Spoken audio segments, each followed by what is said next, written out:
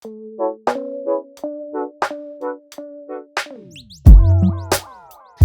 hello, hello. We are back after how many weeks? 2 weeks? We since missed our last? we missed 2 weeks. We were gonna take a break. What did we say? Once every 5 weeks or something? And Yeah, I think we decided like every 5 weeks we were gonna take a week off. But I think now we're heading toward the direction of doing every other week, maybe, just because life is getting so busy for us. it seems like it's gonna become whenever we can now. We were good about doing it every week. I predicted that though. I was like, if we change it to all of a sudden we can take breaks, we're gonna go to every other week, and then we're gonna stop doing it. Yeah, so We maybe almost stopped. maybe we should just do it every week. I think every week Emily might not join me for a lot of them because she's really the reason that you guys are missing out on the episodes. Tell them about it.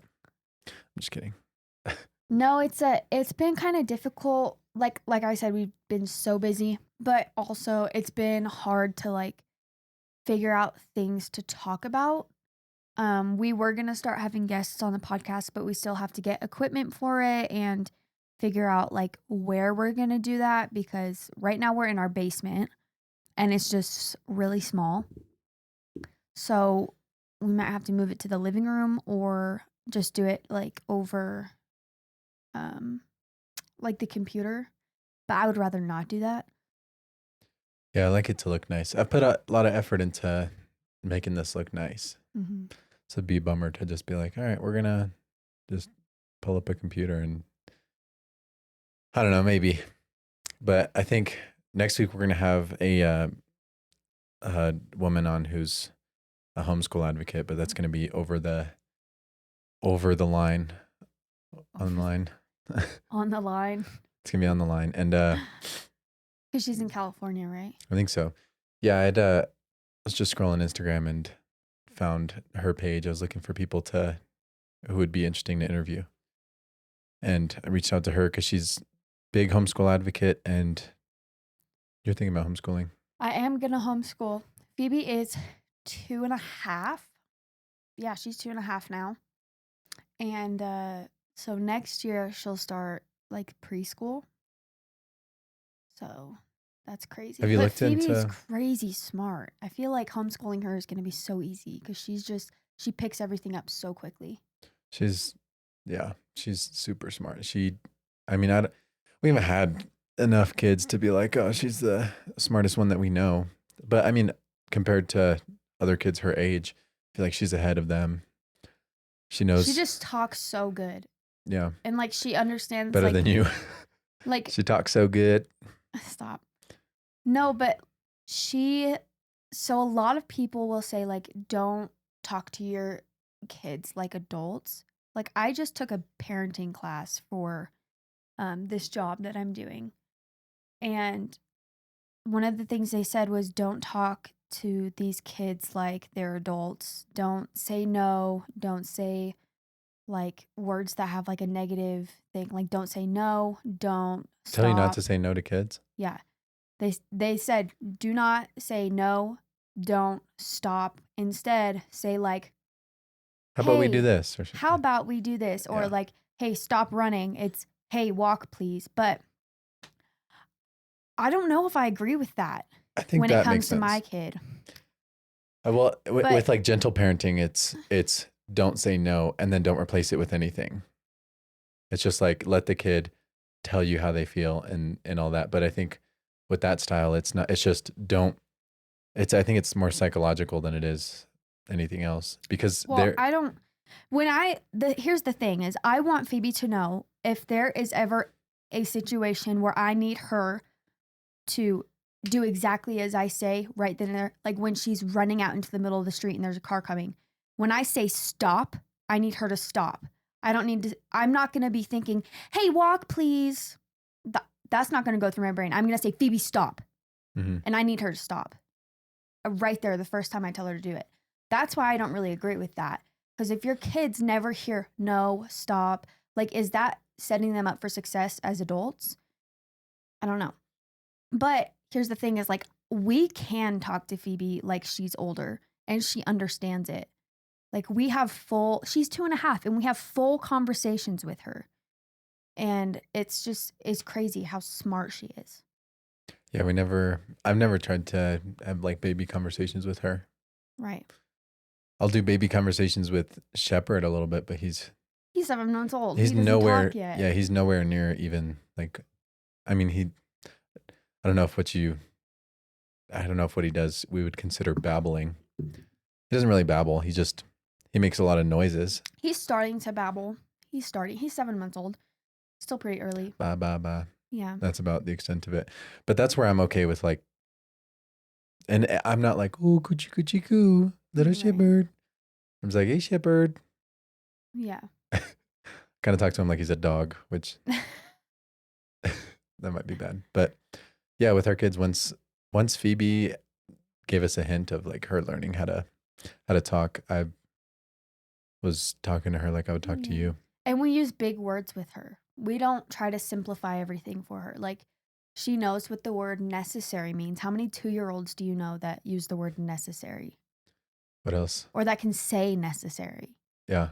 Like, we use big words with her and we explain what it means to her. And then we use them so often in context that she's kind of just picked up what it means. Yeah. And I think that is super important for kids to learn that. I mean, I don't want to talk to her like she's a little baby until she starts school, because then what's going to happen is when she starts school and she's hearing all these new big words, she's not going to know what's going on. Yeah, you have to teach her twice. Granted, I am going to homeschool her, but like if she were to go to public school and she starts hearing all these big words, like she's going to have a hard time. Even at school, I don't remember much about first grade or anything like that, but like alphabet and numbers, and Phoebe already knows all that, and she's not even 3. Yeah. And so it makes me think, like, is that because like there's just other parents who, I think it must be like there's just other parents who just don't teach their kids that stuff, and so the teachers have to be like, we're going to set a baseline for everyone, and that one size fits all might bring the smartest kids down, but the positive is it brings the kids who are lower in what they know to bring them up. But I don't know. That's what I don't like about school. Like, Phoebe's smart. She should be, yeah, there should be something that's tailored to her. Yeah, that's what's really drawing me to homeschooling, is that Phoebe is not going to be, held back in anything that she's learning. And she can learn at her own pace. Because right now, yeah, she picks up on everything quickly. But I remember when I was in school, like, for example, like I was pretty good at everything except for math. I hated math. I was never good at it. I could never fully understand it because the teachers would teach you and then they would move on to the next thing before I completely understood what was going on. And if Phoebe ever gets in a situation like that, if we're homeschooling, she can say, hey, Mom, I need more time on this, and we can do that. But if I was in public school and I said, hey, teacher, I need more time on this, then they would send me home with homework with nobody to explain it to me what was going on or how to do it. And then I would still be like not fully understanding it before we moved on to the next thing. And that's the thing, is there's a lot of math from high school I don't remember at all. Why? Because we moved on from subject to subject so quickly before I could understand it fully. So now if you ask me to do like an algebra equation or geometry, I would not, like basic geometry, sure. Algebra, no, I can't tell you anything except y equals mx plus b. And even then, like I forgot what m, x, and b mean, like because we moved on so fast.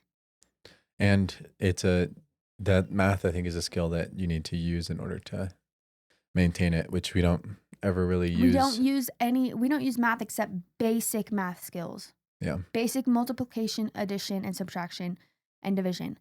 And here's the thing also, is that in school, when you're learning this stuff, the teachers only, for the most part, it seems like teachers only care about, hey, I want you to learn this and only keep it in your brain for as long as it takes for you to pass this test so that it looks good on me. And then I don't care if you dump it or if you keep it. And for me, it was always a brain dump. As soon as we learned the next thing, I forgot what we learned 2 weeks ago. Like, I just put it out of my brain. As soon as you take the test, there's no need to know anymore, Exactly. except when you take the final, I guess. When you take the final, then you need to try to re-regurgitate it. So you just don't learn anything. But yeah, I saw there's this guy that was talking about how schools have our kids for 8 hours of the day. And if they can't teach your kid within that 8 hours, then they shouldn't be giving the kids homework. Like there shouldn't be anything that they have to do outside of school. Because, I mean, we haven't really experienced this, but I imagine we send Phoebe to school in the morning. She goes to school for 8 hours, comes home at the end of the day, and then she has to do homework for 2 hours. And that's 10 hours out of her day. And then if she does a sport, that's another 2 hours or whatever. So she's like only hanging out with us for a couple hours, and then we go to bed and start over. Whereas homeschool, from what I understand, it's you can start slow. So you said like a couple hours. And then I think for preschool, it's 30 minutes a day is what's recommended. 30 minutes of learning a day. And for preschool, that's usually play. And then it goes up in time, like the farther along they get in school. But what's great about homeschool also is Phoebe's not going to be glued to a desk all day. Kids are not meant to be sitting for 8 hours a day. Like, kids have so much energy. Kids learn by playing, by doing activities. And so what's great is like we can do it anywhere. If we have a trip that we want to go on, Phoebe can homeschool in the car. Phoebe can homeschool anywhere that we're at, especially because it's not you have to sit at this desk for 8 hours a day in order to learn all of this stuff I'm teaching you. Yeah, it'd be fun to interview. Kat is her name. I can't next wait. week. I can't wait to get all the tips and tricks for homeschooling. It's something that I've been really anxious about, actually. Because yeah, it sounds cool and everything, but it's also very intimidating because I've never done it. I've never been a teacher until I became a parent. Well, we've already taught a lot of things to our kids. Right. That's what I'm saying. Before I became a parent, I never taught anything. My mom would always tell me, like, you should give guitar lessons, you should give piano lessons, or you should give vocal lessons to kids. And I was like, I cannot. I don't have the patience to sit there and teach somebody. Because for me, it's like I pick things up really quickly. So if this kid isn't picking things up really quickly, like, I'm going to get impatient. But parenting has also taught me patience a lot. And I still struggle with it. So homeschooling is very intimidating. And it makes me anxious, especially because it's coming up so soon. So I can't wait to talk with her and get all the tips. And yeah, goodness, Phoebe's growing up fast, it seems like. She's fast. The other night, I walked into the room holding Phoebe, and Emily started crying.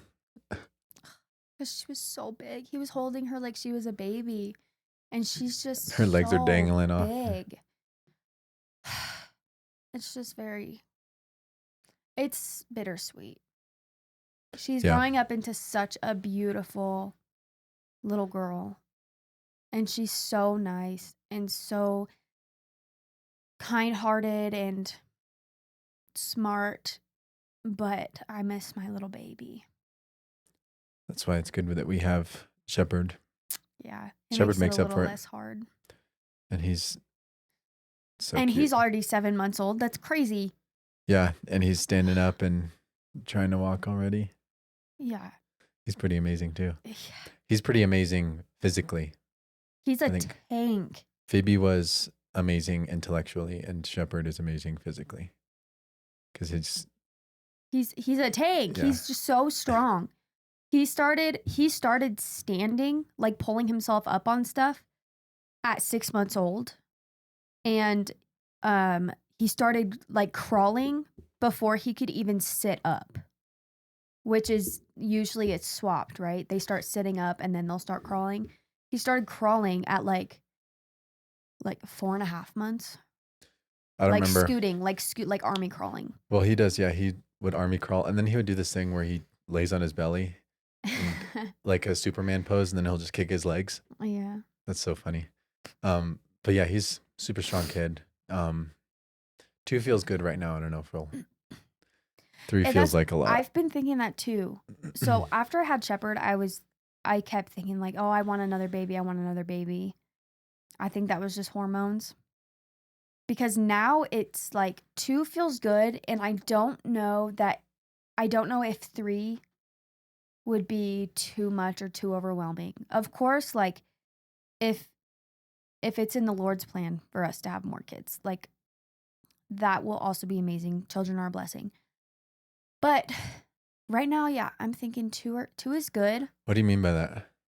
What do you mean? If it's in the Lord's what? plan? If we end up getting pregnant again, like, okay, that's going to be great. I believe it will be great. But right now, 2 feels good.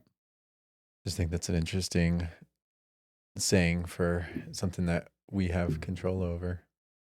Somewhat. I think he says. Well, not necessarily. I think yes, obviously, if you're having unprotected sex and you get pregnant and you didn't want to, it's like, okay, well, you were having unprotected sex. But yeah, I think that the Lord has full control over whether or not you get pregnant from that unprotected sex. That's what I'm saying. and If he didn't want us to have more kids, I don't think that we would. yeah, I think that saying makes sense when you're saying like people who are, they say, trying for a baby, which is just kind of a funny way of saying that they're having sex. It's always kind of awkward. They're like, we're trying. Or when people ask us like, oh, were they planned or what? I'm like, Yeah. I mean, there's only one way babies are made. Yeah. That's what I tell people. But yeah, I think when people are really having a hard time trying to get pregnant, I think it makes sense to be like, all right, God, where you at? Yeah. Give us some babies.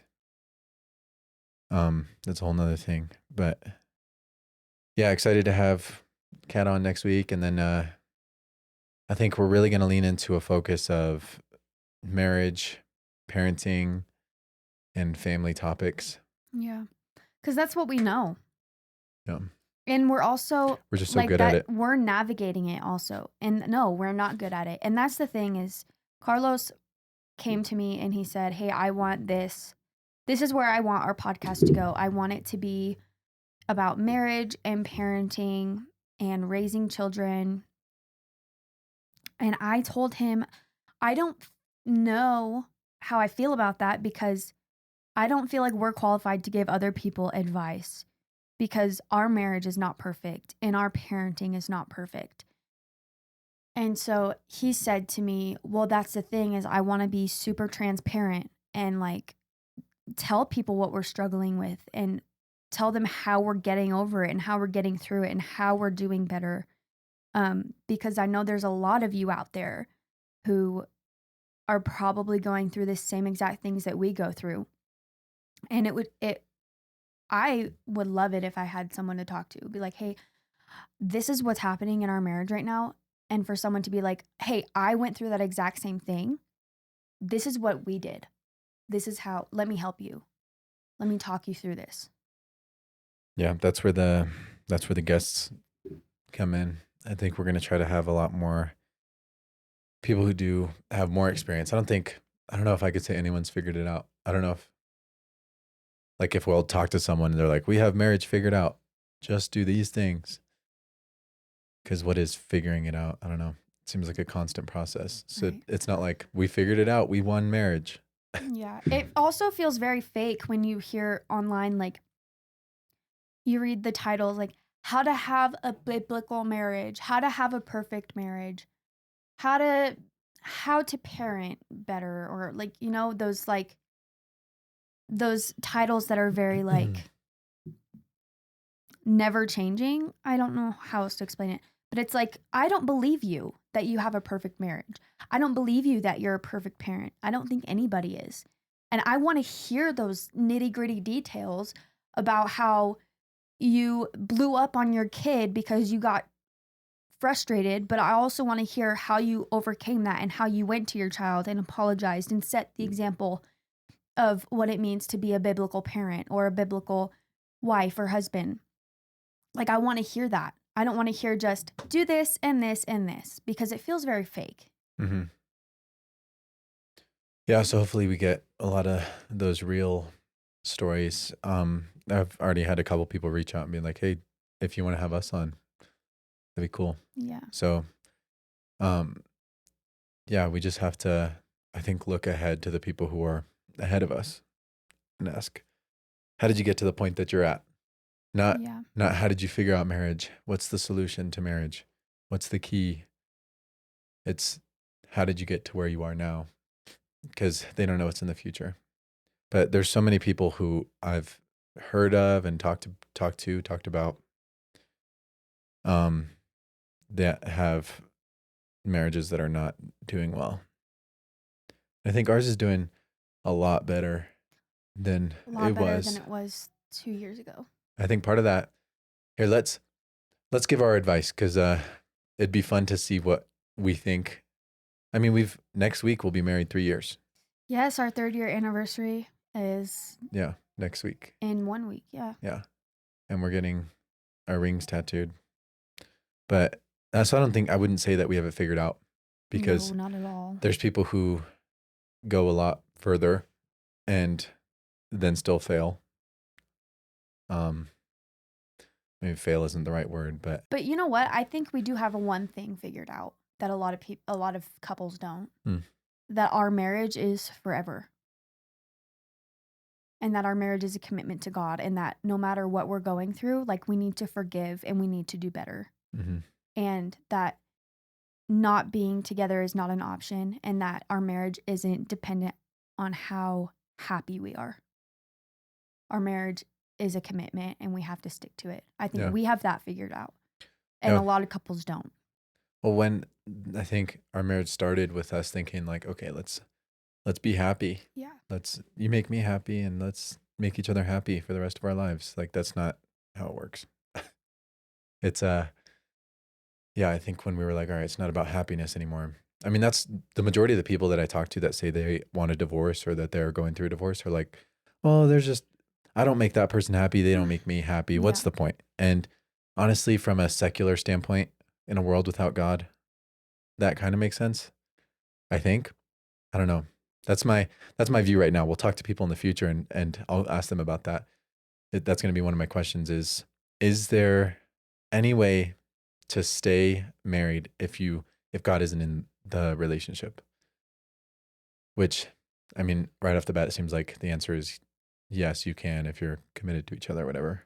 But why be committed? If there's no right and wrong, if God isn't anywhere, then just doing what makes you happy seems like the best option. So I'm going to ask about that. I'd like to hear, because I know that I don't know how much of our audience is actually Christian and how much of them are atheist or agnostic or whatever. But it seems like marriage is a very biblical thing.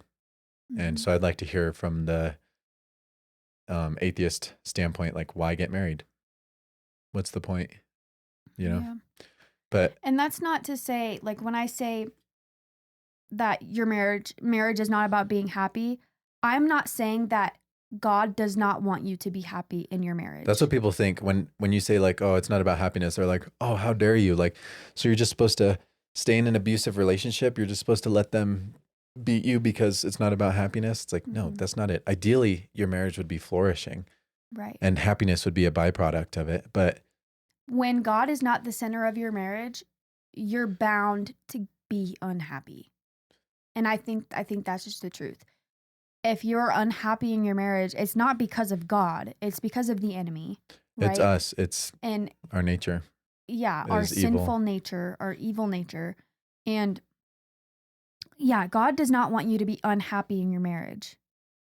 God wants to bless your marriage. But if you're not committed to God, and you're not committed to your marriage and keeping that commitment, then you're it's you're bound to be unhappy, you know?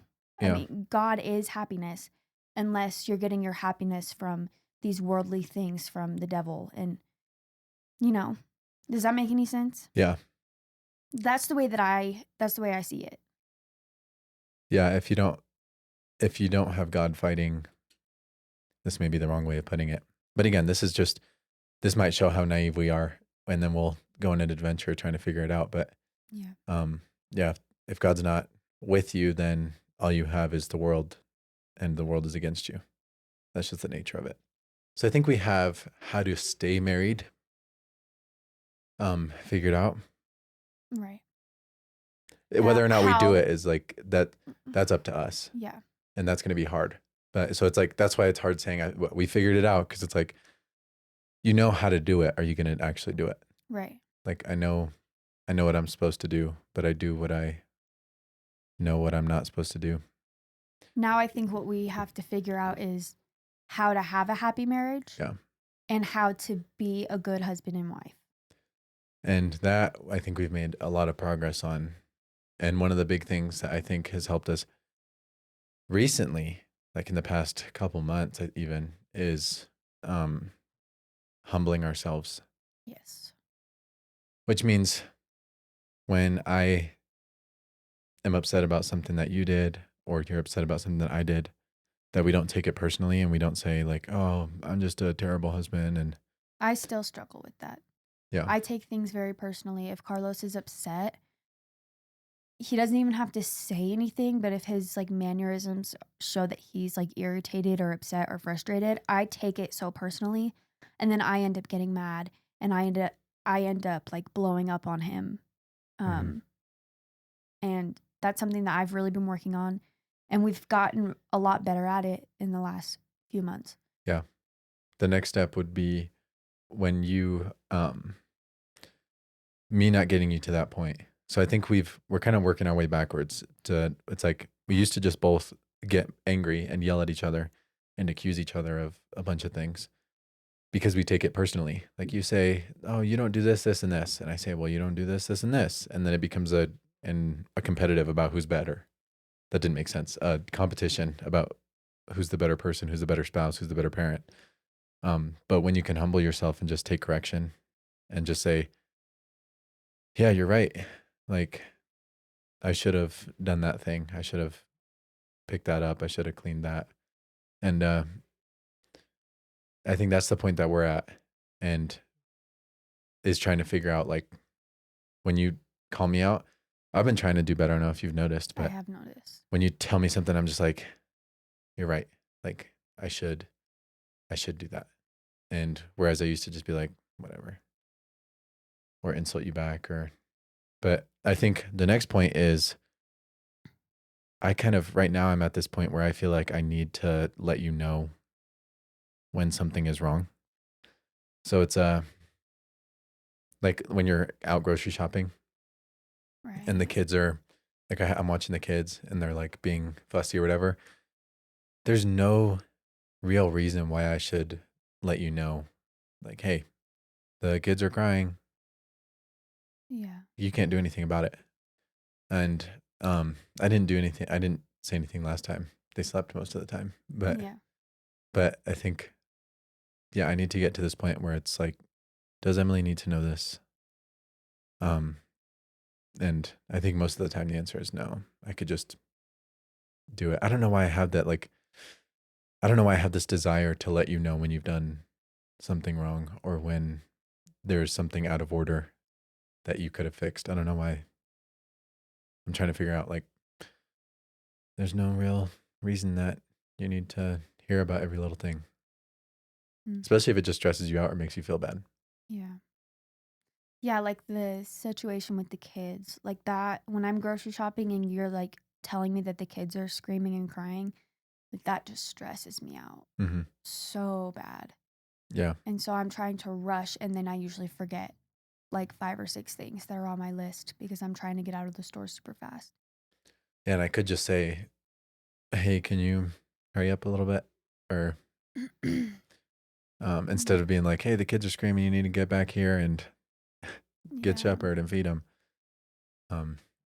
So we're figuring that out. But I'm excited to, this kind of feels like a recommitment in a way, like a public declaration, which is what a marriage is, right?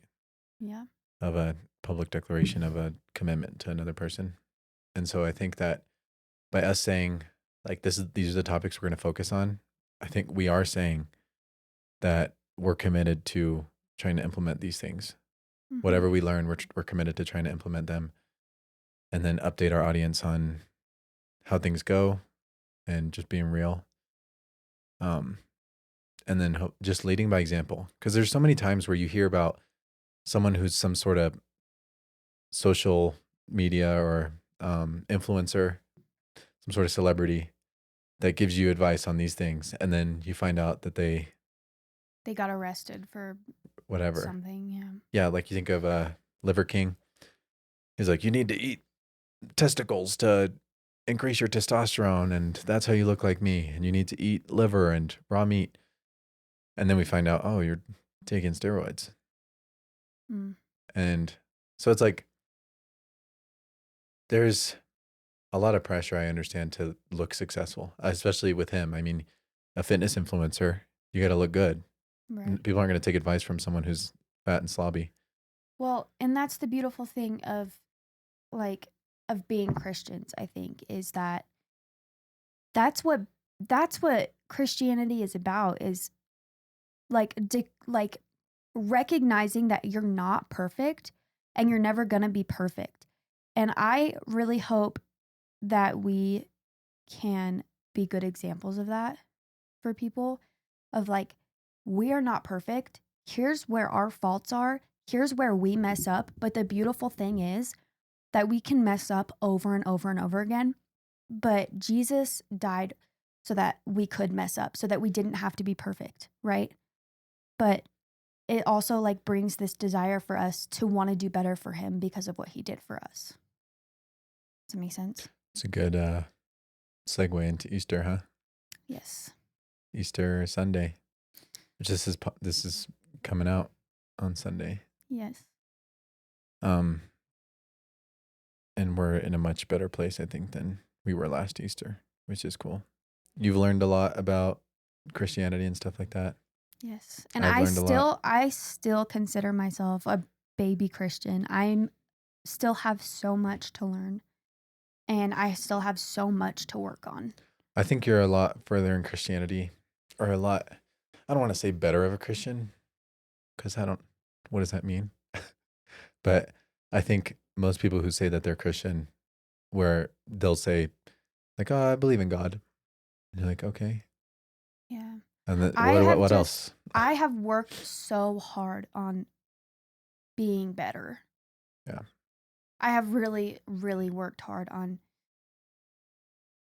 this is gonna make me freaking cry. Ugh.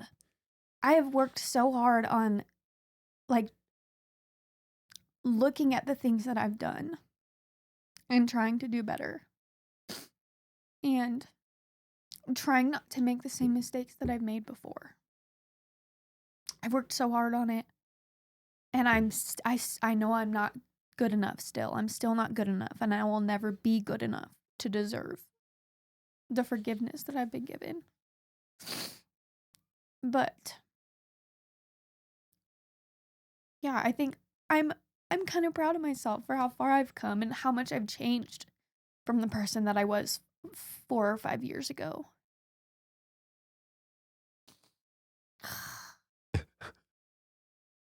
Mark, this episode is the first time Emily has cried. I think that means that we're on a good trajectory. But I agree with you. I think that you have made a ton of improvements. Not that that's I don't want to say necessary, but it isn't necessary to being a Christian. You don't need to be a good person to become a Christian. You don't need to Right. turn away from everything and then become a Christian. It's you you choose to believe and follow what Jesus says. Mhm. And then you look at what he says and you admit, like, oh, I've been doing these things wrong. Yeah. And like for me, like when I became a Christian, and like the farther along I get in my walk with Christ, I have this desire to be worthy, Yeah. you know? That's the natural effect of it. Yeah. And it's like I will never be worthy, but I don't ever want to stop trying to be. I don't ever want to stop trying to be better because I could never repay, you know? It like Yeah. that's the feeling is I just want It's your way of saying thank you. yeah. I mean, I gave you this analogy, but you're about to get sentenced to death for crimes that you've committed. And Jesus comes and says, I'll die for them. And then you don't have to die, and you just get let go. If you just say, like, okay, Jesus, like, thank you for dying for me. And then I think if you understand what he did, that's when it's like that that man just died for me. And I don't know how else to I can never repay him. Like I can never pay him back, but at the same time I'm super thankful and I don't want to do what I did to get myself in that situation. Yeah. But knowing that he's already died for you. So yeah, some people will say I that heard that somebody I was listening to Alan Parr yesterday and he said or not Alan Parr, I was listening to Mike Winger Mhm. on YouTube and he was explaining this um in one of his videos like Jesus died for you and he said like your your debt's been paid, your sins have been forgiven. Like live in that peace. Like let yourself feel the peace of knowing that you are not going to go to hell. Let yourself feel the peace of I am going to live forever next to Christ. Yeah, and this is where I mean we can go into a whole nother conversation about why I think this is gonna be controversial. But I think that it's weird that Christians worry.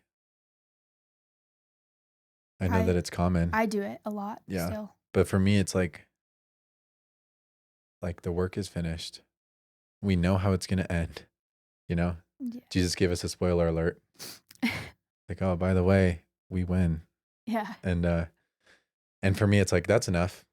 Like I trust God. That's enough. That's all I need is like, hey, I want you on my team and in the end we win. It's like, okay. And then I think um like if I ever get sick or injured or something like that, I don't ever see myself being like, and I don't think I can say for sure because I haven't really been in this position, but if I ever get really sick or something like that, I don't ever see myself being like, God, you're so evil. Why are you doing this? Why are you making me sick? Like I don't see myself getting angry at God because it's like, why would you get angry at the only thing that's good? Like he's the only one that can correct evil, and to get angry at him just seems silly to me. But I mean, I know some people do, and I know that um, some people have really hard experiences with that. But for me, at least, I don't think there's any reason to be angry with God. I don't know. I haven't had a reason because there's like the they teach you, um, or the Bible teaches us, like, don't worry, God is in control. Don't worry. Well, I think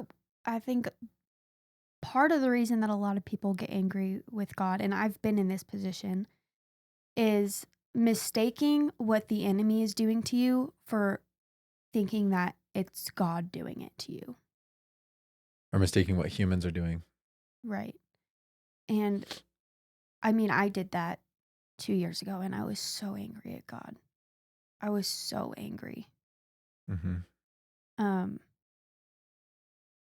and it took a while for me to recognize that, okay, God, like this isn't you. I know what you want for me. You've said it loud and clear in your word what you want for me and what you desire for me. And then it just, it took a little bit, but I got there. That's awesome. Anyway, Easter. Yes, happy Easter. You know what Christ to say? is risen. He is risen indeed. Did you know about that saying? I guess last year it might have been. What saying? He is risen. I mean, yeah. And then what do you say? Huh? See, okay. See, he grew up in church and I didn't. This is baby Christian lesson 1.